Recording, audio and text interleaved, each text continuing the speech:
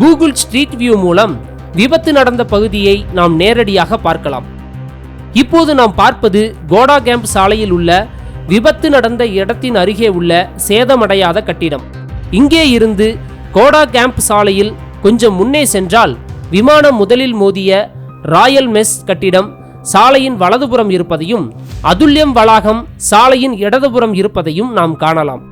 கோடா camp சாலையில் இன்னும் சிறிது தூரம் முன்னே சென்று இடதுபுறம் திரும்பினால் கோடா கேம்ப் சாலையையும் சிவில் ஹாஸ்பிட்டல் சாலையையும் இணைக்கும் இணைப்பு சாலை உள்ளது. இந்த சாலையில் 100 மீட்டர் தூரம் சென்றால் சாலையின் வலதுபுறம் national institute of occupational health வளாகத்தின் நுழைவாயில் அமைந்துள்ளதை காணலாம். இதற்கு எதிரேதான் அதுல்யம் வளாகத்தின் நுழைவாயில் உள்ளது.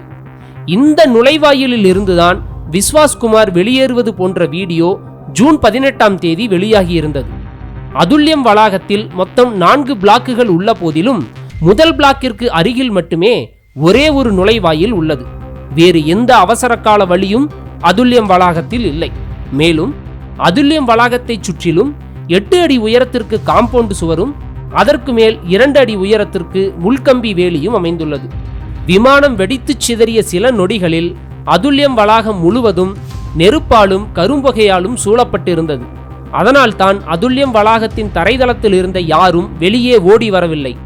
ஒருவேளை தரைதளத்தில் இருந்தவர்கள் வெளியே ஓடி வந்திருந்தால் அவர்களை பின்பற்றி விஸ்வாஸ்குமாரும் நுழைவாயில் வழியாக வெளியேறியிருக்கலாம் என்று ஒரு சாத்தியக்கூறு சொல்லலாம்.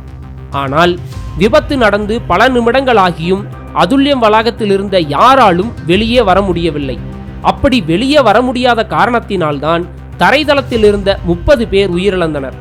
இந்நிலையில் விமானத்தின் இன்ஜின் மற்றும் பெட்ரோல் டேங்க் அருகில் இருந்து வெளியே வீசப்பட்ட விஸ்வாஸ்குமார் விமான வெடிப்பின் தாக்கத்தையும் அதுல்யம் வளாகத்தில் சூழ்ந்திருந்த கரும் புகையையும் மீறி அந்த வளாகத்தை பற்றி எதுவுமே தெரியாத நிலையிலும் அங்குள்ள ஒரே ஒரு நுழைவாயிலை சரியாக கண்டுபிடித்து அடிபட்ட காலுடன் எப்படி சில வினாடிகளில் வெளியேறினார்?